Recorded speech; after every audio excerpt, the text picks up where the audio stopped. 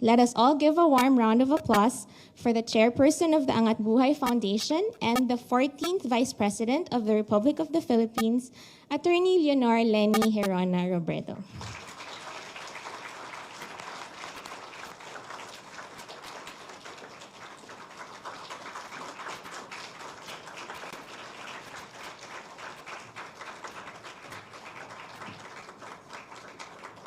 Thank you very much. Thank you, Tonette. Mr. Sam Chitik, country representative in the Philippines of Asia Foundation. Mr. Dindo Manhit, president of Strat-based ADR Institute. Fellow speakers and distinguished guests. Nasaan na si Christian? Nagulat ako, nandito ka na. Congratulations.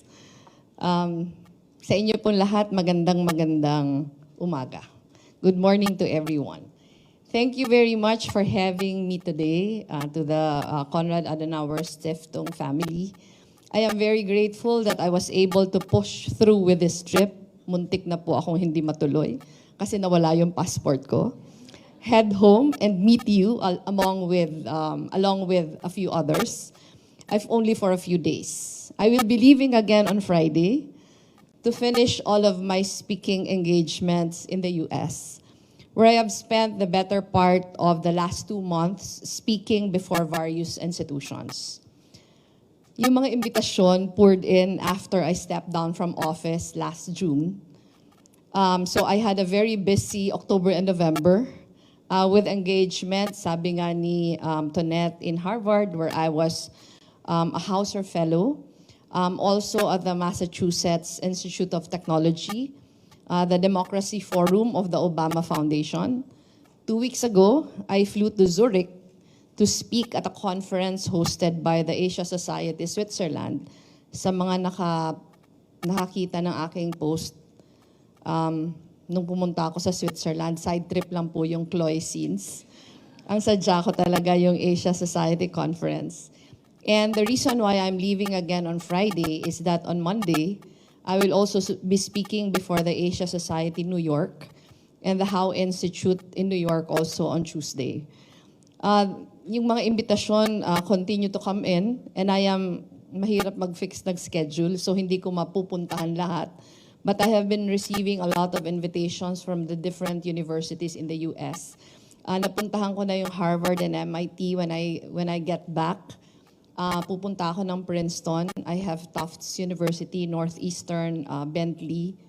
Ano pa ba? May imbitasyon sa Cornell saka sa Georgetown, pero hindi ko alam kung kaya pa ng schedule. And the reason why I'm telling you this is that these invitations are a clear indication that the eyes of many around the world are on the Philippines.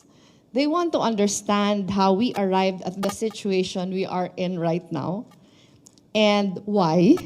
They want to see what lessons can be learned from our experiences, and from there, perhaps apply the same lessons to their own contexts. They're asking if we see a way forward and to show them this way. Wish ko sana alam natin yung lahat na solusyon. Those whom we have engaged have shown particular interest in disinformation and influence operations in the Philippines.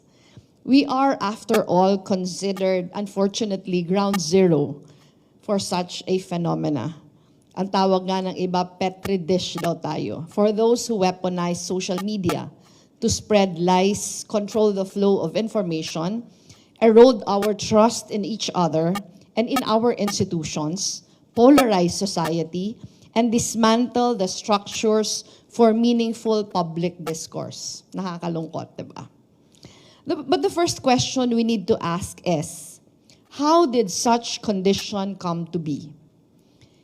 Meron pong mga konti pa lang yung literature about disinformation in the Philippines. There are not a lot of studies that have been conducted already, but there are 2 groundbreaking studies. And both of these studies were done by, I'm sure you have read about him, Professor Jonathan Ong, who's a sociology professor at the University of Massachusetts Amherst. and he's also a Shorenstein Fellow at the Harvard University. And Nicole Curato, who's also a sociology professor at the University of Canberra, and their colleagues. Yung groundbreaking study nila, ang title nito, Architects of Disinformation, Behind the Scenes of Troll Accounts and Fake News in the Philippines. Kung hindi nyo pa nababasa, basahin niyo. But I'll be speaking at length about it in this talk. Professor Jonathan and his colleagues unmasked an entire industry that has exploited these conditions to push forward political agendas. And medyo nakakalungkot yung resulta ng research.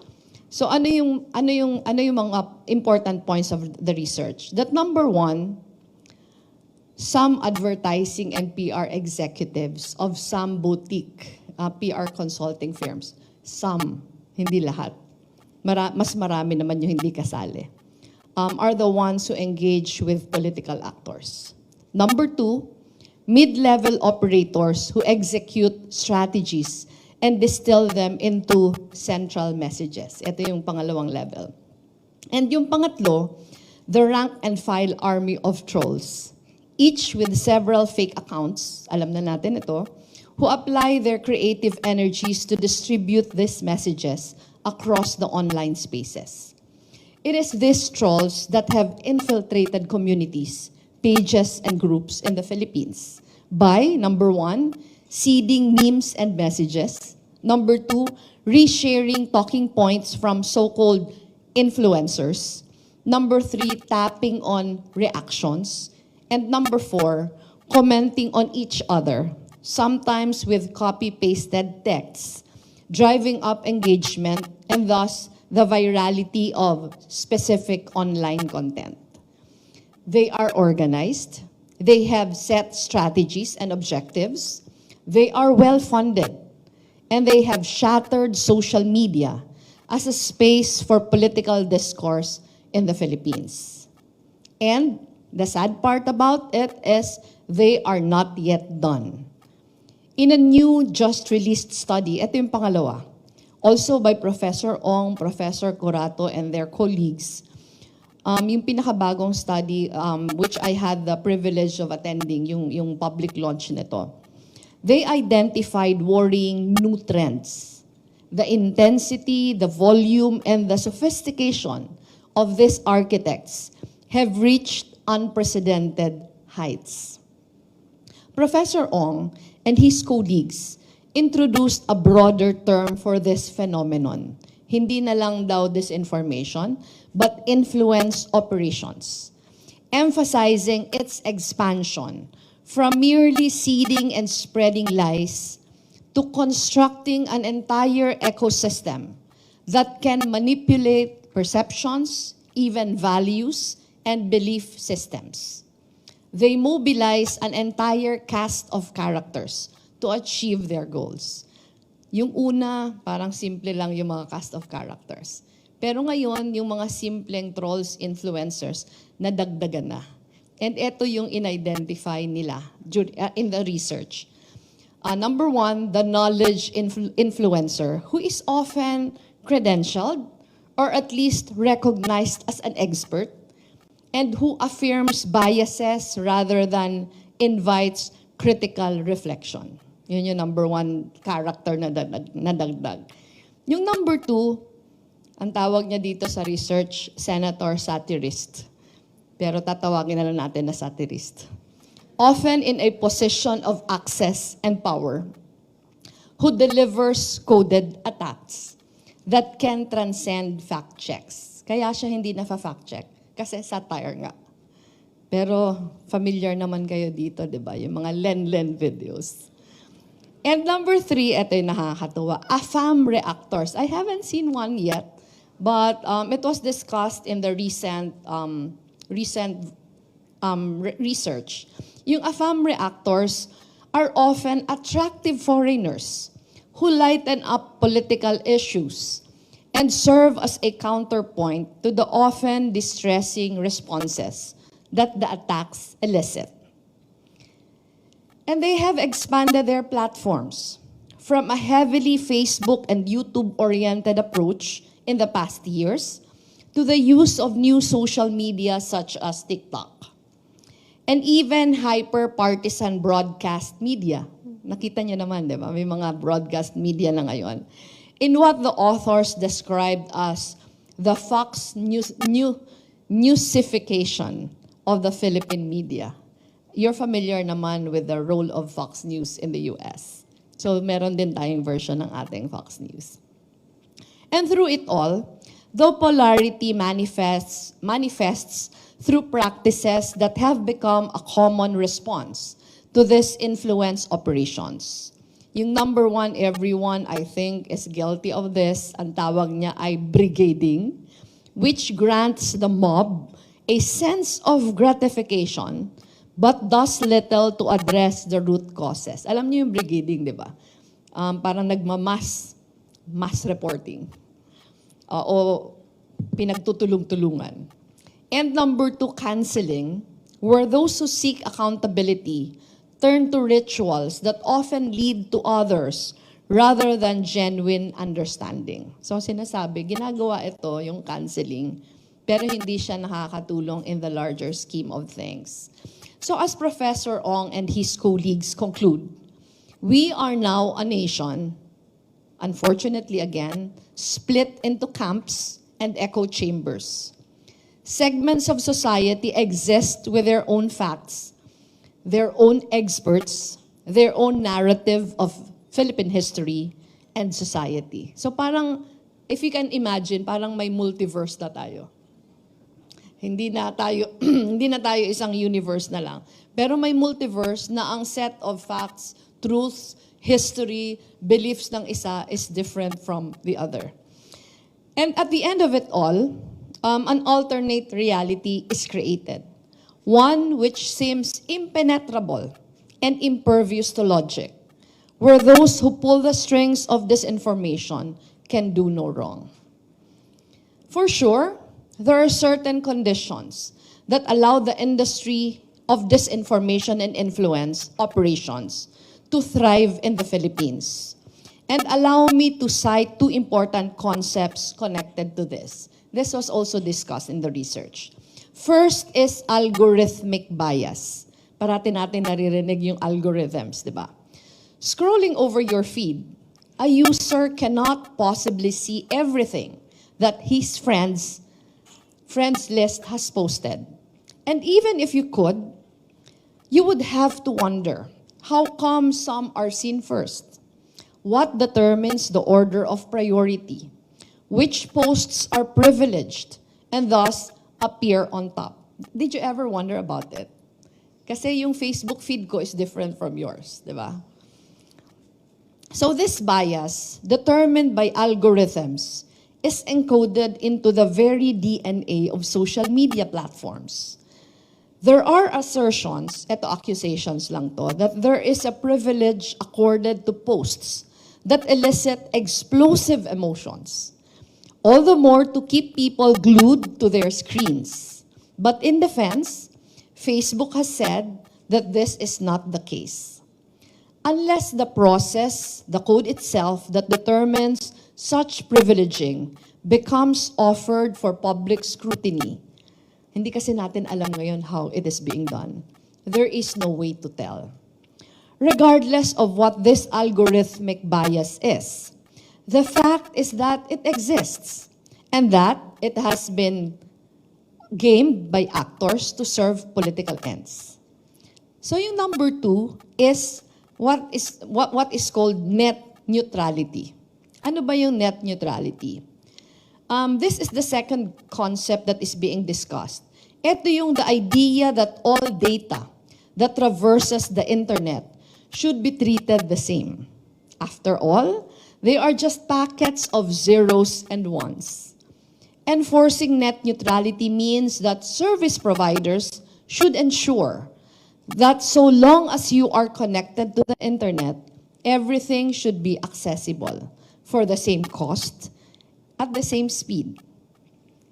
Ang sabi sa research, there is no net neutrality in the Philippines because telcos in our country package games, messaging platforms, and most importantly, social media platforms into their plans and data promos. Nakikita naman natin, di ba? Ang Facebook ay free data, kaya nga yung bayanihan e-consulta ay nasa Facebook para hindi kailangan ng data to be able to access it. Pero ano yung downside about it? Yung mga tao, because yun yung nasa free data, yun na lang yung kanilang source of information. Hindi na sila nakaka-access. Doon sa ibang, siguro more legitimate sources of information dahil hindi yun available on free data.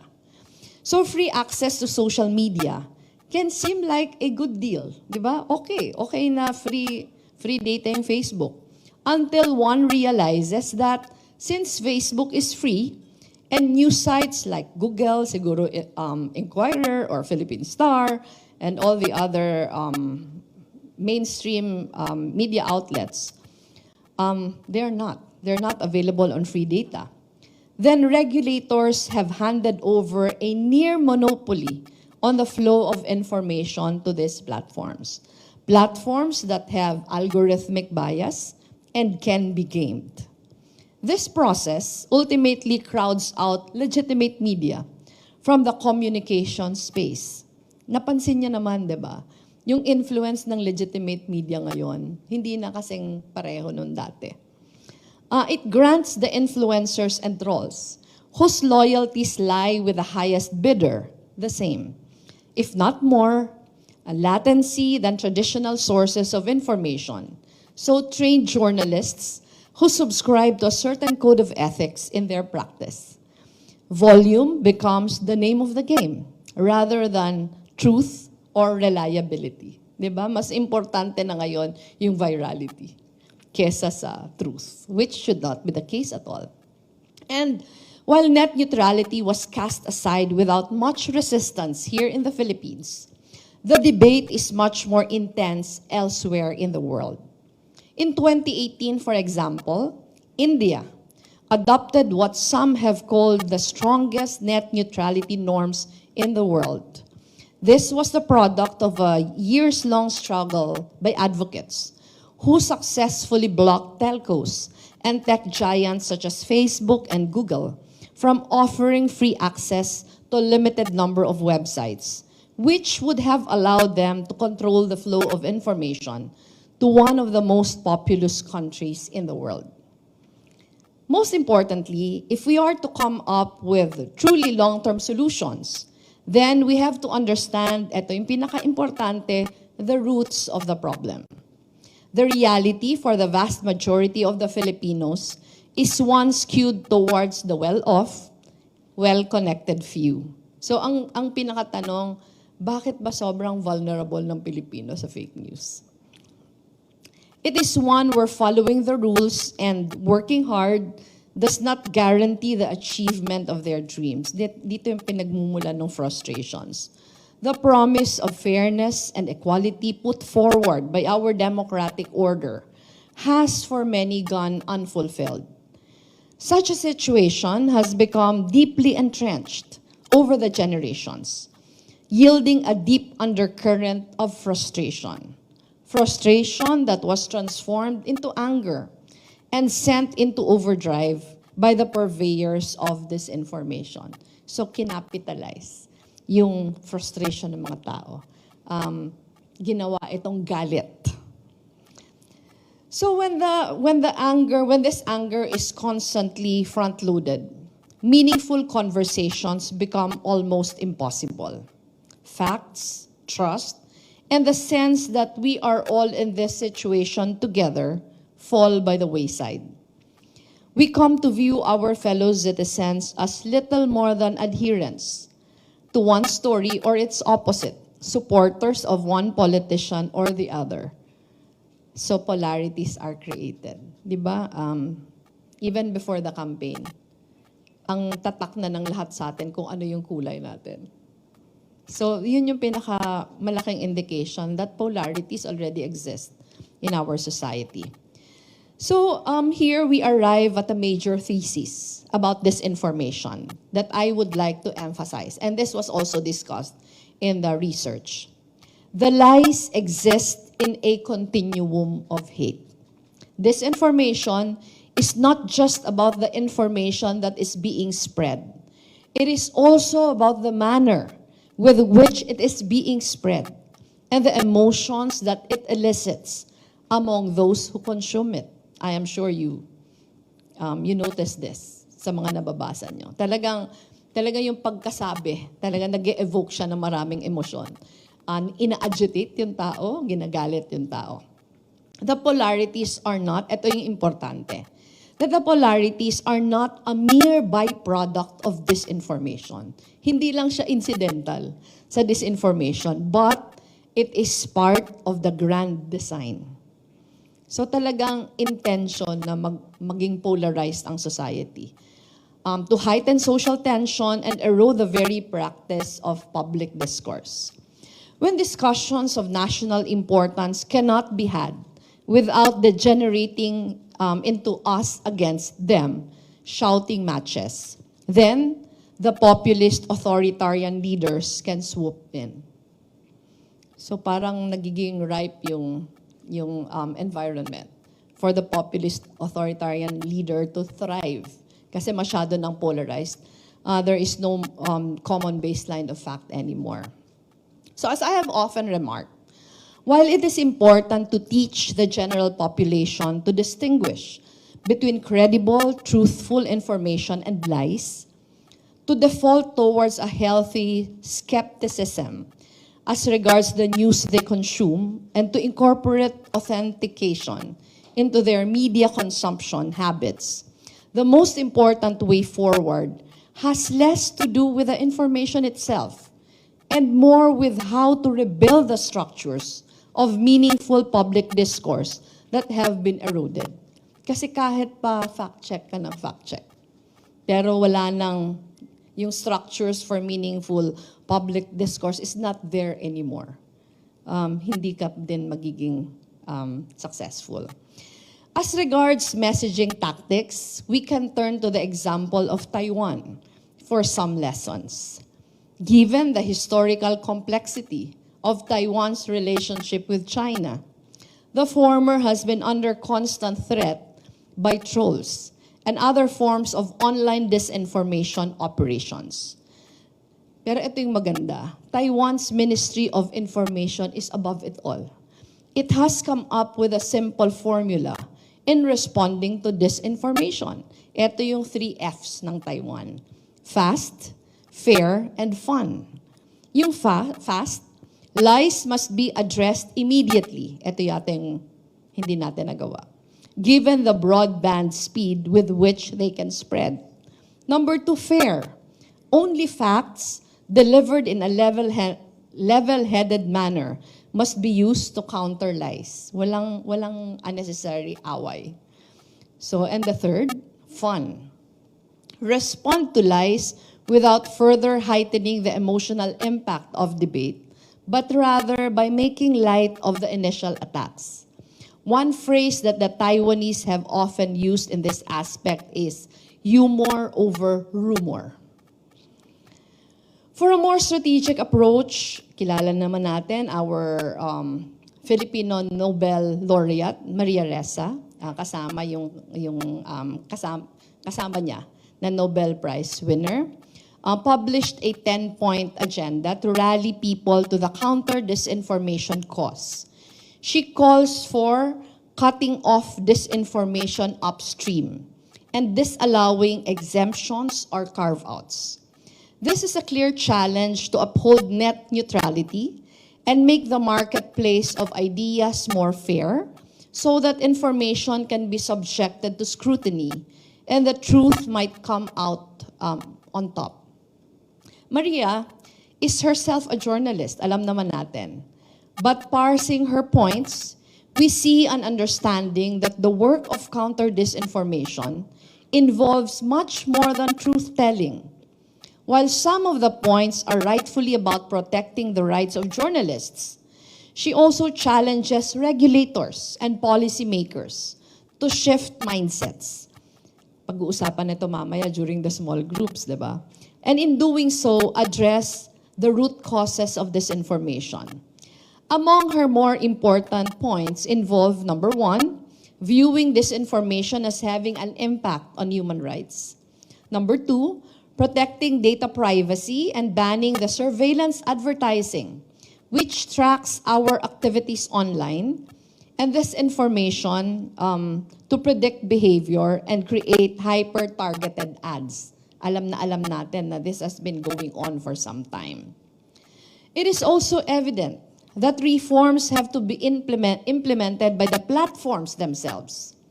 There has been use of Facebook cracking down on fake accounts and what they call organized inauthentic behavior. And these efforts are very much welcome. But we all have to realize that the problem is not just the people gaming the system, but that the system can be gamed at all. Di ba dapat sana hindi? The platforms, hopefully with the help of governments and regulators, must begin to see social media as part of the public work system. Hindi lang siya negosyo. And thus must be oriented not towards profit, but the public good. This is perhaps among the most difficult tasks and will encounter much resistance. But at the very least, a conversation must be had to make algorithms less prone to manipulation by bad actors. No one wants to hand over to any single entity the power to censor information while allowing others to proliferate, to determine what is true and what is not. But with entire industries already entrenched, gaming the algorithm and churning out disinformation in bulk, this is already what is happening. At the very least, the platforms must take responsibility for this and come together with others to find a solution. Merong initiative na maganda. Ang tawag sa initiative, Check My Ads. You can check it. It's a website. And efforts towards self-regulation and internal reform are important, not only from the platforms themselves, but from advertisers. And etong Check My Ads is an initiative of the ad tech industry. So parang self-regulation siya.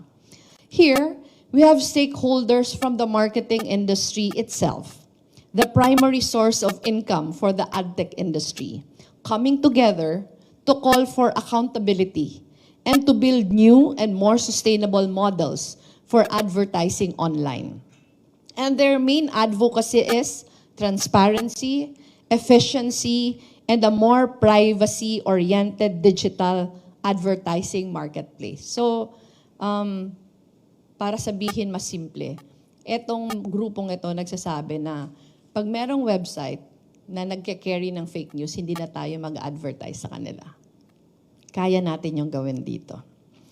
Recently, I don't know if you have been following the elections in Brazil. Nananalo si Lula by a hairline. Brazil showcased best practices to combat electoral disinformation. From a collaboration of academics to securing the commitment of major platforms to holding government officials accountable for spreading falsehoods. So sa Brazil, merong isang initiative. Ang tawag nila dito yung democracy at risk. Pinangunahan nito ng mga academics. Pero yung kabutihan nito kasi parang yung electoral court nila mismo during the campaign, partnered with all the platforms. Hindi lang Facebook, hindi lang YouTube, hindi lang TikTok, but also WhatsApp and the messaging platforms.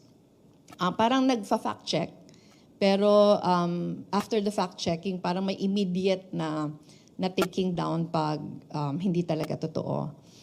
So while more work remains on the horizon, the outcome, even when narrow, holds promise that the tide can be turned. When actions are rooted on promoting transparency and accountability in government and social platforms. Pero actually, hindi yon dito mismo sa Pilipinas. May mga magagandang sinimulan tayo. I think partner dito yung Facts First Philippines. Sa truth-telling side, hindi ko alam kung ilang media media outlets, I think 16, tama ba? 16 or 26 came together where these media outlets joined a multi-sectoral collaboration. Ito nga yung Facts First PH, months leading to the 2022 elections. The concept goes beyond fact-checking. Civil society groups acted as the distribution channel or the mesh. Ang tawag dun, hindi lang civil society groups, pero I think also the church and academics. Bale, ang nagfa-fact check yung ang mga media outlets, and yung fact checking ng media outlets sina-transform into more mas common na parang mas may emosyon na version ng fact checking, and dinidistribute ito ng civil society, ng church. It was a very, very good initiative. Kinulang lang ng oras. Alongside, the academe churned out research after research, duly presented to the public. I don't know if you were aware na during the campaign, parang merong weekly yata yung webinars na yung mga academics tinuturo nila anong tawag doon? Ito yung conversation piece ng mga trolls ngayon or ng mga influencers para napapaghandaan. Also, yung lawyers and legal groups also work together for strategic and tactical litigation to help protect journalists and academics. Ito yung ginagawa ng lawyers, hindi lang to pag-file ng case against trolls. Pero mas strategic yung pag-file. Gusto sabihin, ang pinaka sadya natin, yung architects of this information themselves, rather than patulan yung paisa-isa na troll. This is an effort that needs time to ripen and gain greater impact, but it is definitely a step in the right direction. So sana, even after the campaign, sana magtuloy-tuloy yung Facts First PH, and sana ma-expand yung membership nito. I hope it can be discussed during the small group discussions. In Europe, the European Union has introduced to the world 2 important laws. Yung isa doon, yung Digital Services Act, and yung partner doon, yung Digital Markets Act. Both of them aim to protect users, to give them better control over how their personal data are used. Under the Digital Services Act, internet service providers and digital platforms are responsible for transparency and algorithms, removal of illegal products, services, and other content after being reported, creating a reporting mechanism for users to flag illegal contents, and a ban on targeted advertising for minors and sensitive data. So very important piece of legislation, kailangan lang maayos yung implementation. Its partner law, the Digital Markets Act, concentrates on the digital economy to protect consumers and sellers from abuses by large service providers. Through this, users' personal data cannot be used for targeted advertising without consent, among others. At the Obama Foundation Forum just last week, I share the stage with a Pulitzer Prize-winning journalist, a tech company CEO, and academics to talk about democracy and disinformation. We spent some time going into the technicalities of the problem, how algorithms change behaviors, and the possible dangers in the recent shake-up at Twitter. But amid all of that, we shared one common view. There is a need for public spaces where ideas, especially lies, are challenged, where debates are healthy, and where courtesy and understanding thrive despite disagreements. Kasi yun yung nawala. The key, we all agreed, was community. The willingness to work together towards a common goal, putting the greater good above all else. So ang wish ko, that this conference would result to that. That all of us agreeing that this is a problem shared by everyone, no matter our political color, and we should all work together to combat what we already have. So to put it simply, If the grand strategy of disinformation actors is to stop us from talking to each other as citizens of goodwill, then the goal of the counter-disinformation agent must be to have people talk to each other again. Ang ginagawa kasi natin parang baliktad, di ba? Lalo tayo nag-aaway-away. With enough goodwill and trust, and with an awareness that we all share one country and one world. If disinformation wants to prevent consensus and has eroded the spaces that allow for such consensus to be built, then we must either repair those spaces or build new ones. Hindi ko alam kung napansin nyo during the campaign. Pag-announce ko pa lang ng aking certificate of candidacy, I already talked about radical love. Narinig niyo ba yun? Hindi yun original sa akin. Ginaya ko lang yun. This was one of the animating insights of the campaign we ran earlier this year. And yun nga, yung strategy was radical love. Yung radical love, ang originally galing itong Turkey. Yung Turkey parang in the same situation as ours, pero yung opposition sa Turkey, yung campaign niya for radical love, parang sinasabi niya na kahit hine-hate mo yung kalaban natin, may pangalan, hindi ko napapangalanan, pero may pangalan, sa Turkey ito. Pero kahit hine-hate mo siya, i-love mo yung nagla-love sa kanya. Gets no? So, we attempted to campaign for that from the very start, pero we were not successful sa social media. Kasi agitated lahat na tao. Diba?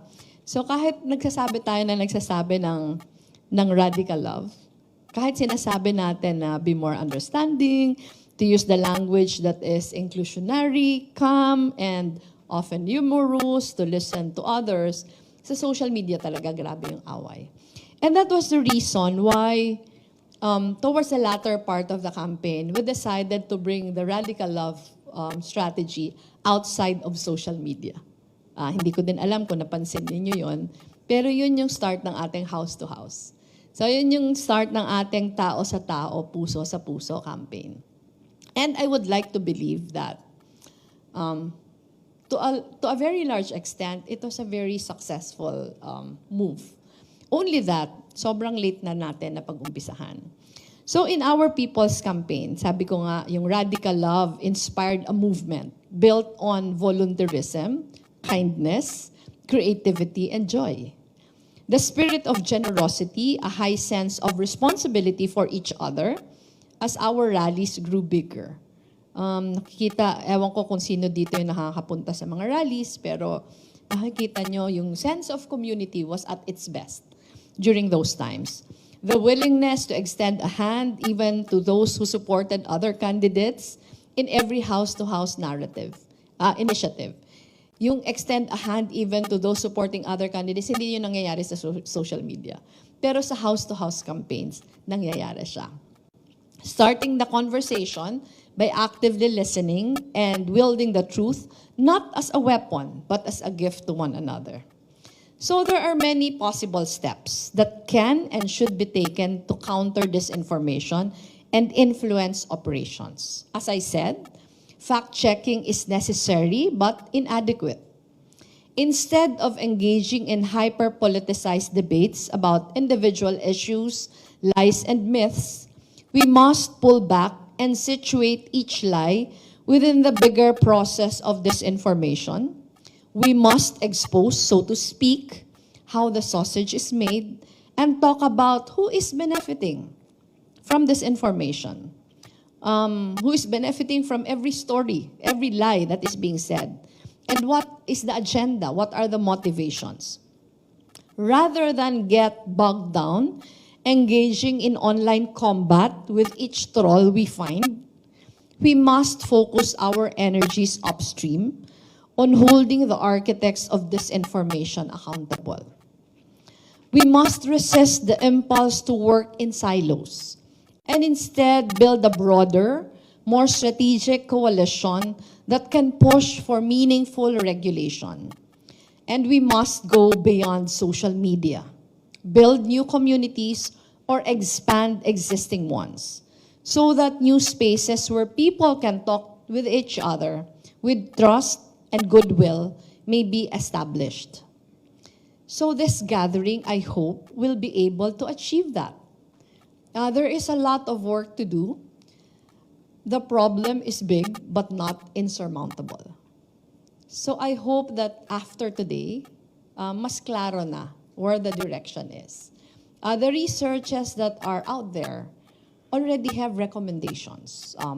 Hindi yun exclusive, pero we need to take a look at all the recommendations, add our own, whatever we think would